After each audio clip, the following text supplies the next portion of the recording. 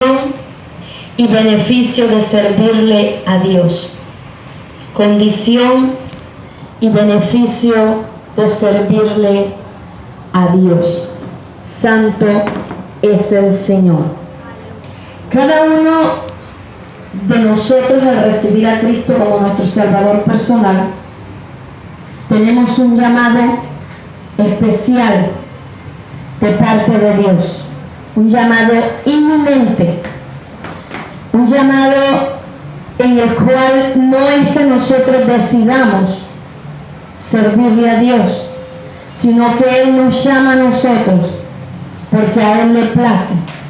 No nos llama porque seamos muy sabios, no nos llama porque tengamos mucho conocimiento, no nos llama porque seamos los más buenos, nos llama porque a Él le place. Y por lo general, muchas personas, cuando ven a alguien sirviéndole a Dios, muchas veces piensan en beneficios.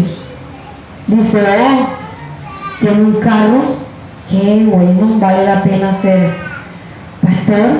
pastor, tiene su buena casa, tiene lujos, porque conocen su presente, pero no conocen su historia, su trascendencia, su origen, su pasado. Simplemente ven el presente. Y cuando el presente no es muy llamativo, hablando económicamente, empiezan a señalar. Como decía la hermana Diana en el Facebook, si tiene carro lo critica y si no, también la critican. ¿Verdad? Nosotros muchos nos critican porque no vivimos con lujo, porque no tenemos carro, porque no tenemos, si no tenemos carro, mucho menos avión. ¿Verdad? Pero algo primordial que nosotros debemos siempre tener presente es que estemos en la situación o circunstancia en la que estemos, debemos tener presente que estamos sirviéndole a Dios, que estamos agradándole a Dios y que no lo estamos haciendo por beneficio económico, sino porque estamos obedeciendo a un llamado que Él nos hizo. Y que si nosotros le obedecemos, si nosotros aceptamos y seguimos en ese llamado, nosotros vamos a obtener beneficio. Económico no sabemos, pero en el cielo sí hay para abundante. Y esa es la que de verdad vale la pena. Porque cuando uno se pone a cuidar más que todo un ministerio, un liderazgo y piensa que lo tiene que cuidar para llegar a obtener un beneficio económico como el que está cuidando y cultivando su empresa y dice dentro de tantos años yo voy a obtener tal y tal beneficio, voy a llegar a viajar a tal país porque ese es mi sueño, porque ese es mi anhelo, y lo ve como un beneficio económico, está haciendo las cosas fuera de la verdadera voluntad de Dios. Si uno le sirve a Dios y le da plata, qué bendición, y si no se la da, también qué bendición. Eso es algo en lo que uno debe siempre tener presente. Cuando nosotros miramos en los beneficios de servirle a Dios y lo que Dios le promete a Josué, en este caso, Dios le promete a él como beneficio que Dios estaría con él. Qué bueno que Dios esté con nosotros, que Dios nos guarde, que Dios nos cuide, que cuando Dios está con uno, donde uno va, siempre hay la protección de Dios y siempre hay la provisión de Dios, la bendición de Dios en todos los aspectos. También le promete diciéndole el beneficio de servirle a Él, que sería prosperado en todo lo que hiciera. Por eso es que muchos miran este texto y dicen plata, porque lo que más ama al ser humano es la raíz de todos los males, que es la plata. Y no estoy diciendo que la plata sea mala, estoy hablando de tener el corazón puesto simplemente en el factor dinero. Será prosperado en todo lo que haga. Qué bueno que donde yo esté, Dios me prospere, Dios me bendiga, porque una cosa es ser prosperado y otra cosa es la bendición.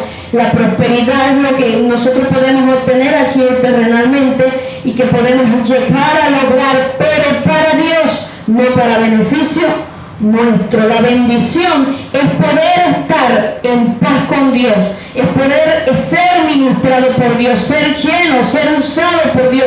Eso es la verdadera bendición. Y eso es la prioridad que debe tener todo cristiano, procurar ser bendecido por Dios, y la prosperidad viene como añadidura. Otra de las promesas que le hace como ese beneficio por servirle a Dios, dice: todo te saldrá bien. No solamente sería prosperado en todo lo que emprendiera, en todo lo que hiciera, sino que todo le iba a salir bien. Hay muchos siervos de Dios que ya están viendo esto, pero hay que mirar lo que, para poderle Dios decir esto a Josué, hay que mirar su historia. Gloria al Señor. Otra de las cosas como beneficio es que sería engrandecido. ¿Usted sabe qué es ser engrandecido? Toda persona iba a conocer de Josué. Hay personas que quieren servirle a Dios porque quieren salir del anonimato, que todo el mundo le conozca, los carteles, los avisos, las propagandas por la televisión, por la radio, que todo el mundo conozca que fulanito de tal va a llegar a esa ciudad. Y sobre todo va a llenar estadios. Y contaban de un evangelista que le invitaron a predicar una campaña y vio poquita gente e insultó al pastor y le dijo: ¿cómo se le ocurre a usted invitarme a mí a predicarle a estos pelagatos? Yo soy una persona que llena estadios. Ya.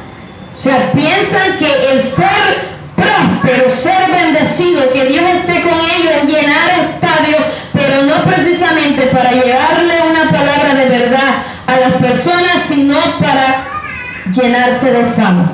Y esto tampoco debe ser nuestra prioridad, debe ser un resultado de servirle a Dios, un beneficio de servirle a Dios. Pero cuando nosotros vayamos a donde nosotros vayamos, hermano, donde Dios nos lleve, que no sea que vayamos a darnos a conocer a nosotros mismos, sino a dar a conocer al Rey de Reyes y Señor de Señores. Otra de las bendiciones que Dios le estaba prometiendo a Josué era que las personas le iban a seguir y le iban a obedecer. Uy, ese pastor, mira el poco de gente que tiene. En esa iglesia sí se congrega gente, porque en parte este es el resultado de servirle a Dios. Digo en parte porque cuando uno de verdad le sirve a Dios con un corazón puro y lleva la palabra pura, no es tan importante la cantidad de gente que se tenga en la iglesia, sino la cantidad de fieles a Dios que se puedan tener. ¿De qué sirve tener la multitud y llenar un estadio con el poco de personas que cuando salen de allí después de escuchar la palabra, después de haberse divertido? Porque muchos van a ciertos lugares donde hay multitud, es para divertirse, para distraerse, para relajarse, pero no para llevar una verdad de la palabra de Dios en su vida, para irla a aplicar. Y lo importante es que las personas que escuchen el mensaje de la palabra puedan tener un corazón abierto, un corazón dispuesto para ir a obedecer lo que Dios ha establecido en su palabra. Hay algo en lo que, mirando la historia, la biografía de Josué, analizamos que Josué fue un siervo de un siervo, siervo de un siervo, en medio de una gran multitud del pueblo de Israel. Este hombre sobresale en ser siervo de un siervo. Era una persona que le servía, que le ayudaba. Él no era siervo de todo Israel, era siervo del líder, era siervo del que era siervo de Dios en el momento. Le ayudaba, le fortalecía, estaba allí atento a lo que Moisés necesitaba. Y fue primero siervo de Moisés para luego Dios llegar a llamarlo a servirle a él directamente. ¿Me estoy haciendo entender, hermano, la trayectoria, el origen?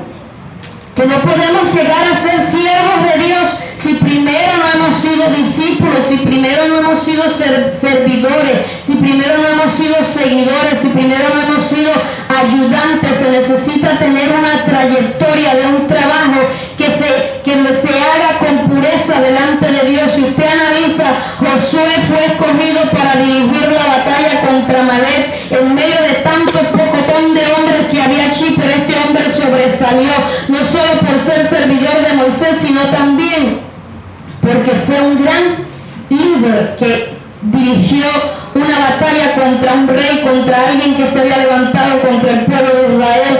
Fue un hombre que nunca se apartó del tabernáculo. Allí donde estaba Moisés, allí permanecía él, y aunque Moisés estuviera durmiendo, dice la Biblia que él nunca se apartaba del tabernáculo de oración, allí de ese lugar de la presencia de Dios, porque este tabernáculo representa la presencia de Dios misma, y se requiere que para que Dios nos llame a nosotros al ministerio, estemos dispuestos a servir a Dios y estemos dispuestos a buscar la presencia de Dios en su casa de oración. No es a los que se viven ausentando, no es a los que vienen de vez en cuando, no es a los que buscan de Dios de vez en cuando, no es los que están en la presencia de Dios de cuando en vez, cuando su estado de ánimo les motiva, les favorece, cuando las condiciones físicas, cuando las condiciones económicas, cuando las circunstancias les son favorables, entonces buscan de Dios. Este hombre era un hombre que estaba allí en el tabernáculo de Dios todos los días de su vida, buscando el rostro del Señor. Y por esta causa fue uno también de los 12 espías que fueron a analizar la tierra prometida. Moisés envió 12 y entre esos 12 iba él. Pero algo que me llama la atención de Josué, y es que él fue uno de los 2 que llegaron diciendo que no le tenían miedo a los gigantes. Aquellos días dijeron, uy, esos son unos hombres gigantones, ¿para qué nos vamos a meter allá para que nos maten? Pero solamente 2 dijeron que Dios estaba con ellos y Dios pelearía por ellos. Y de estos 2, uno era Josué. Y mira lo tremendo, y es que de los 12 que quedaron, solo 2, o sea, de los 12 que fueron como espías, solamente 2 quedaron vivos. Los otros 10, Dios los mató. ¿Y sabe por qué los mató? Porque debilitaron el corazón del pueblo. ¿Cuánta gente dentro de la iglesia dice esto se acabó, ya esto no es más de aquí, vámonos para otro lado, allá sí hay bendición, allá sí se mueve el poder de Dios, allá sí hay palabra, allá, en vez de meterse allí en la presencia de Dios, en vez de buscar el rostro del Señor, en vez de batallar en favor de la iglesia donde se está congregando, prefiere emigrar porque allá sí hay presencia de Dios. La presencia de Dios debe estar con nosotros, debe andar con nosotros si de verdad nosotros buscamos el rostro del Señor. ¿Por qué se ve tanto pueblo de Dios emigrando de una campaña a otra, viendo milagros y prodigios? Porque están detrás de las señales, están detrás de personas que, entre comillas, muchas veces hacen señales de parte de Dios. Digo muchas veces porque no todas las veces son señales de verdad de parte de Dios. Las señales, dice la Biblia, que es para todo aquel que cree. Si usted y yo de verdad le creemos a Dios, esas señales tienen que ir con nosotros. Nosotros no tenemos por qué andar detrás de las señales. Voy a donde está el profeta para que Dios me hable. Voy a donde fulano para que a ver qué palabra tiene Dios para mi vida. Nosotros tenemos un Dios que nos habla directamente. Nosotros tenemos un Dios que está dispuesto a hacer milagros y prodigios a través de nosotros.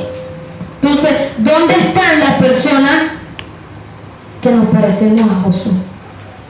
Y por estas razones Dios lo llamó de en medio de la multitud. Fue un hombre a quien Moisés le impuso las manos antes de partir de esta tierra, donde Dios mismo se encargó de decirle: llama a Josué tu servidor e imponle las manos, porque ya tú vas a partir de esta tierra.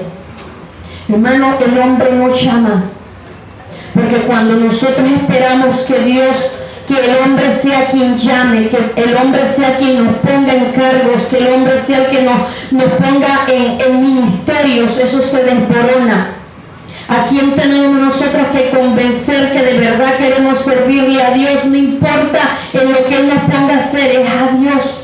Para que Dios convenza al hombre y el hombre entonces sí sea usado por Dios para imponernos las manos y ungirnos como ministro del Señor Jesucristo.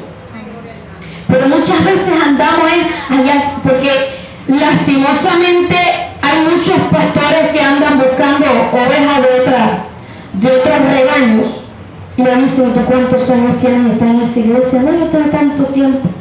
Y todavía no están. Ya era para que estuvieras en el ministerio, vente para que yo te ofrezco tal y tal cargo. Aquí, imagínate tú aquí, mejor dicho, lo que tú quieras. ¿En qué eres bueno? Yo te lo doy manito, le soban la cabeza y los invitan a comer y a restaurante, una cosa y otra. Porque muchas veces no se entiende que quien llama es Dios. Y este Josué, este varón, lo llamó Dios diciéndole a Moisés que le impusiera las manos. Fue un hombre que fue escogido para reemplazar a Moisés, para poder entonces entrar al pueblo de Israel a la tierra prometida y poderle repartir las tierras.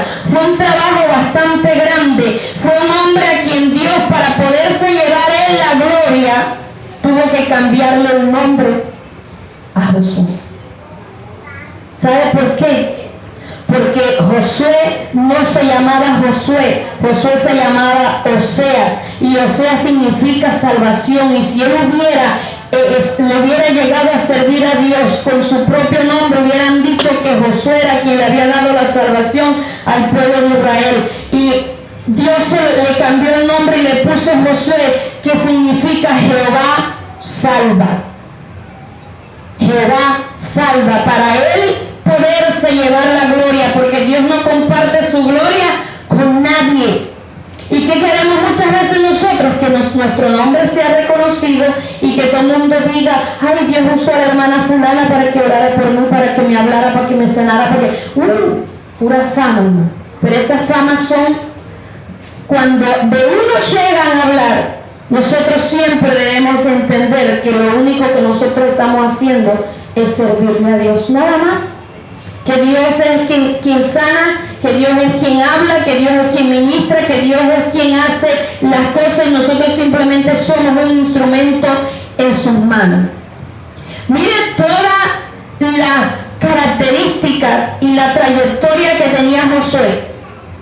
Desde dónde él había estado, a dónde él había estado metido, todo lo que Josué estaba haciendo. Y sin embargo, a pesar del llamado de Dios, a pesar de que era un hombre con un carácter firme, Dios le pone condiciones, requisitos para poder llegar a ser un verdadero siervo de Dios y poder desempeñar la labor que Dios le había encomendado.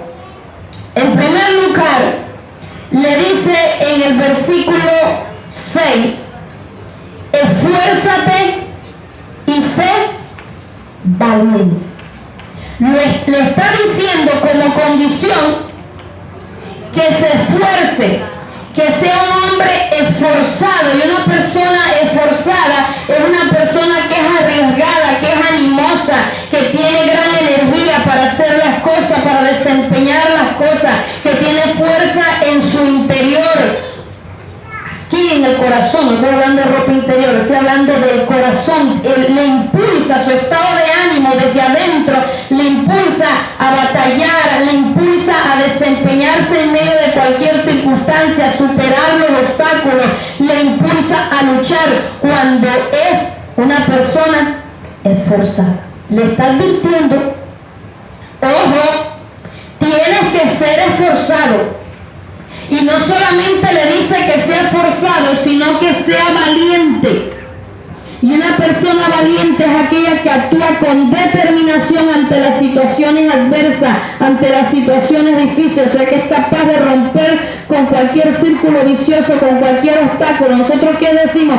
Señor, quítame los obstáculos. una oración mal hecha. Es ayúdame a vencer los obstáculos. Ayúdame.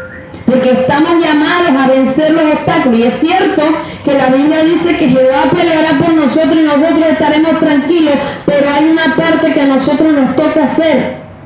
No podemos sentarnos ahí y la batalla allá y nosotros aquí. Estoy esperando la victoria. Hay una parte que a nosotros nos toca hacer en la parte humana y en la parte espiritual. Recordando que nuestra lucha no es contra sangre ni carne, sino contra principados, contra potestades de las tinieblas, con los gobernadores de las tinieblas. Y ahí tenemos nosotros que luchar, pero también tiene que haber una fuerza de carácter en nosotros para no dejarnos vencer, para no dejarnos hacer que nos retrocedamos, para no dejarnos desviar de un lado a otro. Dios le repite estas palabras no solo en el versículo 6, sino que vuelve y se las repite en el versículo 7 y en el versículo 9. No es por casualidad, hermanos, que Dios repita esas palabras a una sola persona en un solo capítulo. Solamente esfuérzate y sé valiente. Porque Él está pidiendo a Josué que se esfuerce y sea valiente, porque las cosas que Él le correspondía hacer, el llamado que Dios le había dado, no era un llamado fácil. A Él le tocaba entrar con el pueblo de Israel a la tierra prometida y repartirle la tierra a más de 2 millones de personas, y eso no es fácil. No es fácil. No es fácil tener contento a todo el mundo. ¿Sí sabía usted eso? Que a veces ni uno que tiene 2, 3 hijos lo tiene contento a todos, mucho menos a más de 2 millones de personas. Era algo difícil, y para eso tenía que tener un carácter firme, lleno de valentía y ser una persona esforzada desde su interior. Cuando nosotros desde adentro tenemos esa fuerza, esa voluntad de carácter, eso que tenemos por dentro vence los obstáculos físicos, porque nos da es como si uno las baterías las reforzara, lo renueva, le quita el cansancio, le quita el miedo, le quita lo que sea, porque desde adentro hay ese motor que lo está impulsando a uno a poder lograr hacer las cosas. Y Dios le estaba diciendo a él 2 cosas: que se esforzara y que fuera valiente. ¿Para qué debía de esforzarse? No solamente para hacer un trabajo de repartir las tierras, de lidiar con las personas a las que él le tocaba liderarlas, también le tocaba ser valiente y ser esforzado para cuidar de obedecer lo que había aprendido de parte de su líder, para no apartarse ni a la derecha ni a la izquierda. Eso está en el versículo 7 de Josué capítulo 1. Esfuérzate para obedecer, para que pongas en práctica. Solamente esfuérzate y sé muy valiente para cuidar de hacer conforme a toda la ley que mi siervo Moisés te mandó. No te apartes de ella ni a diestra ni a siniestra, para que seas prosperado en todas las cosas que emprendas. Para no desviarse de la palabra de Dios, de los preceptos de Dios, de los mandamientos de Dios, hay que ser esforzado y ser valiente. Porque el mundo, nuestra propia carne, tiene una fuerza bastante tremenda.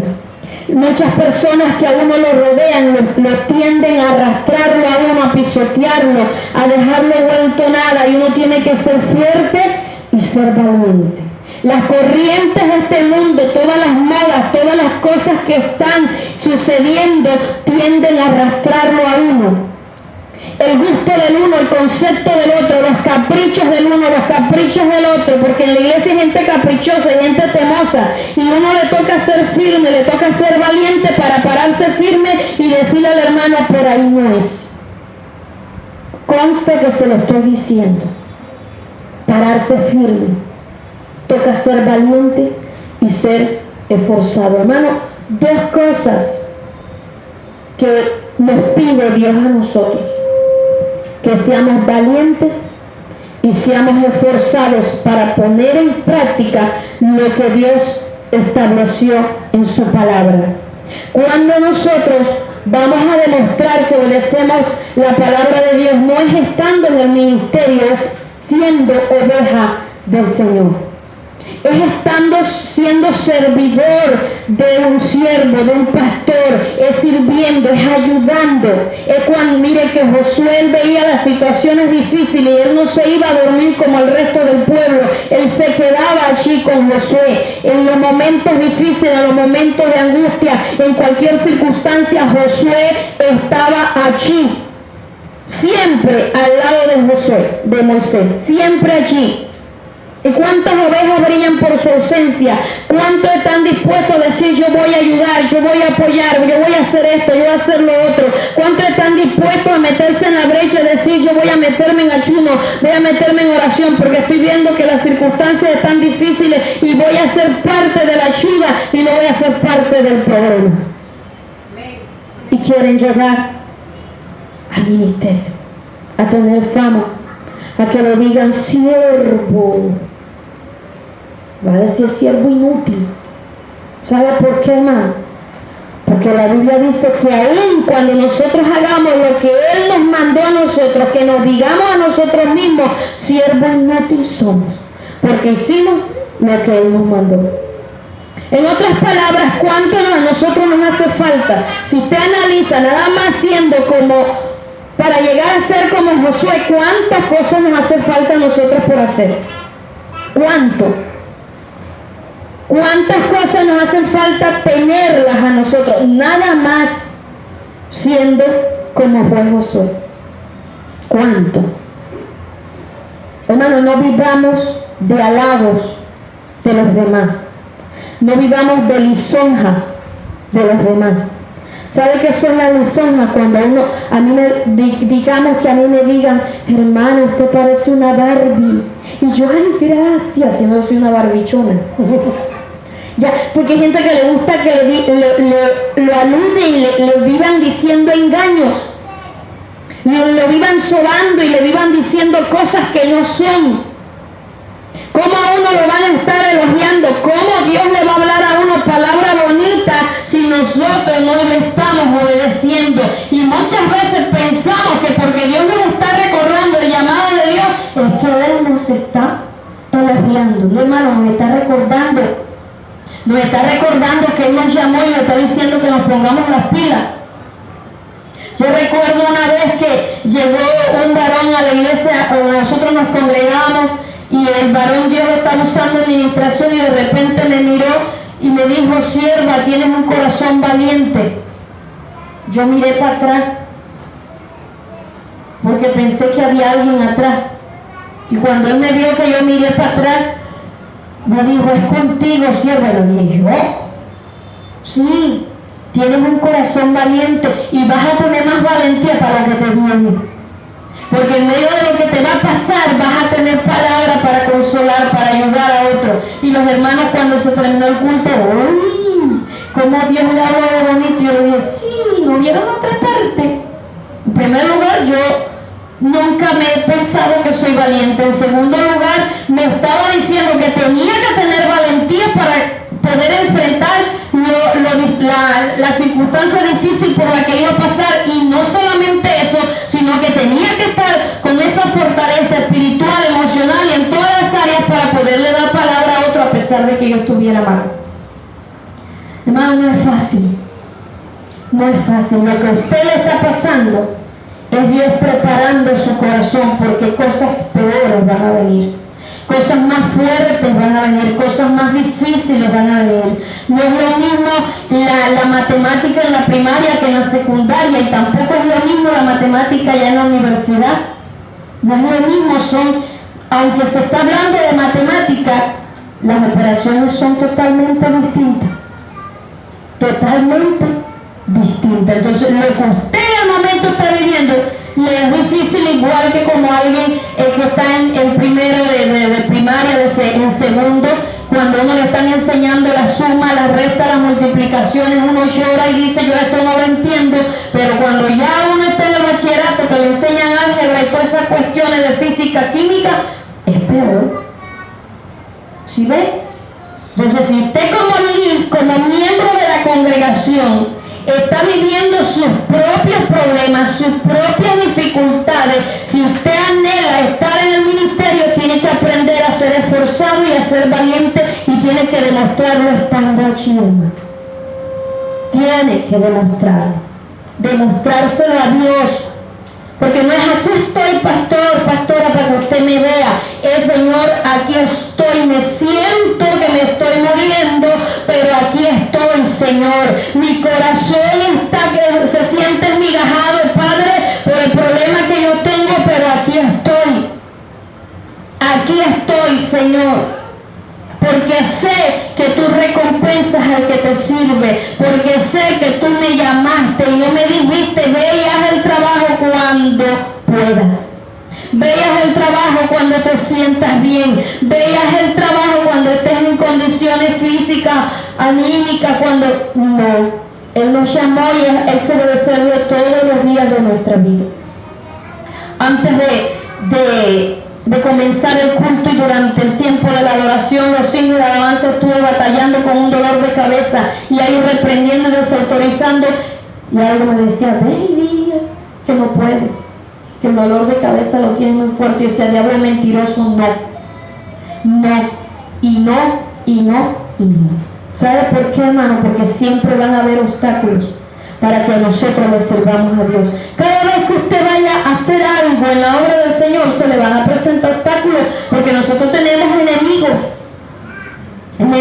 espirituales. Nosotros tenemos enemigos que siempre van a estar diciendo, ay, tú vas para allá, no, hombre, quédate aquí, acá está más sabroso, mira esto, lo otro. Siempre va a haber personas que nos van a estar desmotivando, que nos van a estar diciendo que por ahí no es, pero nosotros tenemos que tener presente que Dios, el que nos llamó, lo que dijo ayer, lo sigue diciendo hoy y lo dirá mañana. Nosotros tenemos que tener presente que nosotros no podemos desviarnos ni a la derecha ni a la izquierda, que el que nos llamó está esperando que nosotros avancemos, que nosotros rompamos con todos esos obstáculos, con todas las barreras, y un día tendremos la victoria.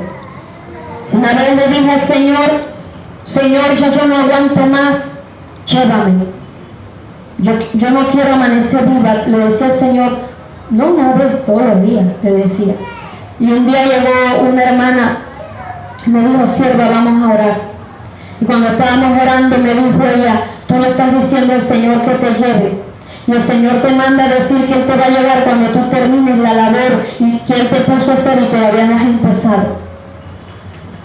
¿Sabes lo tremendo que es eso?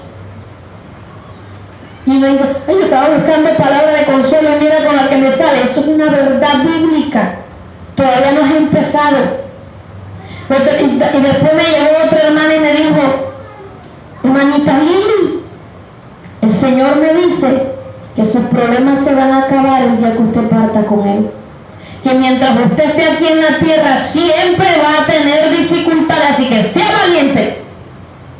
Y eso es algo crudo, una verdad cruda, pero que la necesitamos para saber dónde estamos parados y para saber que debemos avanzar cada día como si fuera el último. Vamos a estar de pie. No es la fama, no son los reconocimientos, es la obediencia a Dios. Así nadie nos mire, así todo el mundo nos señale, así todo el mundo nos critique, así todo el mundo quiera decir lo que sea, así todo el mundo nos dé la espalda, obedezcámosle a Dios y creámosle a Dios. Vamos a orar. Padre, te adoramos, te bendecimos, te exaltamos, te